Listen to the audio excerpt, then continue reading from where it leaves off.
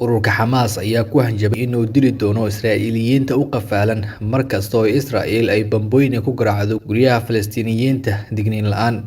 Afhayeenka Xamaas Abu Cubaydah ayaa soo saaray hanjabaad ah in ay dili doonaan Israa'iiliyiinta gacantooda ku jira haddii Israa'iil ay sii wado duqeymaha guryaha Falastiin oo ay dilkana baahin doonaan. Ma jirto jawaab ka timid dhinaca Israa'iil oo la xiriirta hanjabaadaasi. Wasiirka arrimaha dibadda Israa'iil waxa uu sheegay in ilaa 100 qof ay Xamaas qafaalatay markii maalmo ka hor weerarka ay ku soo qaaday Israa'iil. Dhexdhexaadiyaal reer Qatar ah ayaa iyana isku dayaya in ay wada xaajood ka galaan sii deynta haweeney Israa'iiliyad ah iyo carruur ay Xamaas ay qafaasheen si loo sii daayo 36 isugu jira haween iyo carruur oo Falastiiniyiin ah. Israa'iil ayaa ku dhawaaqday in ay gebi ahaanba go'doomin doonto marinka Gaza, taasoo la micno ah in ay jari doonto cuntada, biyaha iyo korontada. Gaza waxaa maamula kooxda Xamaas oo hadda dagaal kula jirta Israa'iil, balse waxaa ku nool in ka badan 2 milyan oo shacab ah. Dhimashada labada dhinac ayaa sii kordhaysa iyada oo weli ay dagaaladu ay sii socdaan. Saraakiisha caafimaadka ee Falastiin ayaa sheegay in dhowr iyo 10 Falastiiniyiin ah oo ay ku jiraan haween iyo carruur lagu dilay duqeyn Israa'iil ka geysatay xerada qaxootiga ee Jabaaliya Isniintii.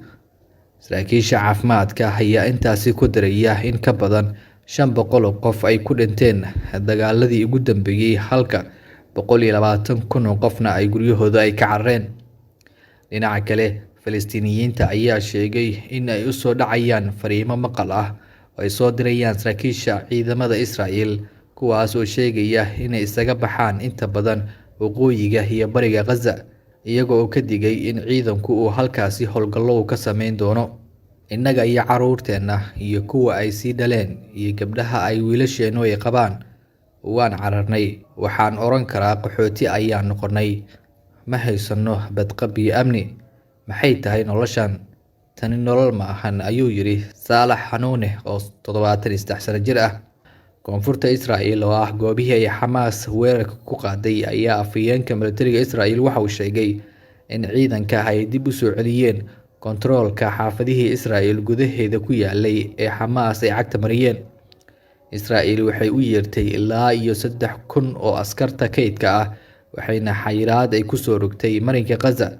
Taasina waxay keentay cabsida laga qabo in ay weeraro dhulka ah ay qaado. Tiradaas ayaa waxa Israa'iil ay ku aruurisay 2 maalmood gudahood, waxayna taasi sii kordhisay dareenka laga qabo in ay weerar dhulka ah ay ku qaado deegaano ay 20 sano ka hor ka baxday.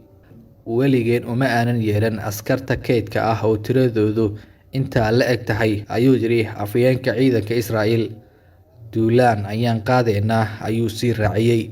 Iyada oo labada dhinac ay isku mindiyo tumanayaan ayaa dhinaca kale madaxda dalalka Islaamka waxa isla eegayaan sidii colaadda loo joojin lahaa.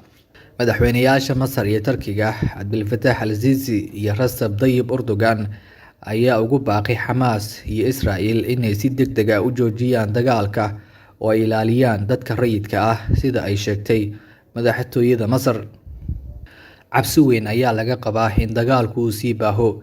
Dalalka reer galbeedkana taageero aan kala har lahayn ayay la garab taagan yihiin Israa'iil. Taliyaha ciidanka Mareykanka wuxuu Iiraan uga digay in aysan soo dhexgelin mushkiladan. Mareykanka oo sanad kasta Israa'iil siiya 3.8 milyan oo dollar oo ah kaalmo militari, waxa uu sheegay inuu iminka siin doono saanad cusub oo isugu jira hubka difaaca cirka, rasaas iyo kaalmo kale oo xagga amniga ah. Dhinaca kale, Taliban ayaa beenisay wararka ku saabsan inay isku dayayaan inay ku biiraan dagaalyahanada Xamaas kadib markii qoraal been abuur la soo dhigay barta X lagu sheegay in kooxda Afghanistan ay doonayaan inay u safraan oo ay ku biiraan dagaalka. Falanqeeyayaasha ayaa sheegay in tani ay Taliban gelisay xaalad adag oo ah in ay si cad ugu tallaabi karin taageerada Xamaas, lagana yaabo in ay ka careysiiyaan qaar ka mid ah xubnahooda. Ciwaanka baraha bulshada ee Taliban Republic Relations oo markii dambe magaca u bedeshay Free Palestine ayaa Sabtidii soo qoray in Taliban la xiriirtay Iiraan, Ciraaq iyo Jordan kana codsatay marin ay ugula biiri karaan Xamaas dagaalka ka socda ay kula jirto Israa'iil. Afhayeenka Taliban Xisbullah Mujaahid ayaa u sheegay VOA in wasaaradda arrimaha dibadda Taliban ay soo saartay war-saxaafadeed isla markaana mowqifkooda uu weli sidiisii yahay. Bayaanka wasaaradda arrimaha dibadda ee Taliban oo la soo saaray Sabtidii ayaa lagu sheegay in ay si taxadar leh isha ugu hayso dhacdooyinka Gaza. Dagaalka Israa'iil iyo Xamaas ayaa bilowday Sabtidii kadib markii dagaalyahanada Xamaas ay jabiyeen xayndaabyada xuduudda Gaza ayna galeen magaalooyinka koonfurta Israa'iil. isbitaalka Samadeeq u doono adeeg hufan iyo dhaqaatiir takhasus leh daweynta xanuunkaaga. waana isbitaalkii ugu horeeyay ee laga hirgeliyay deegaanka Gubadle badqabka bulshadeena waa astaanta Samadeeq Specialist Hospital.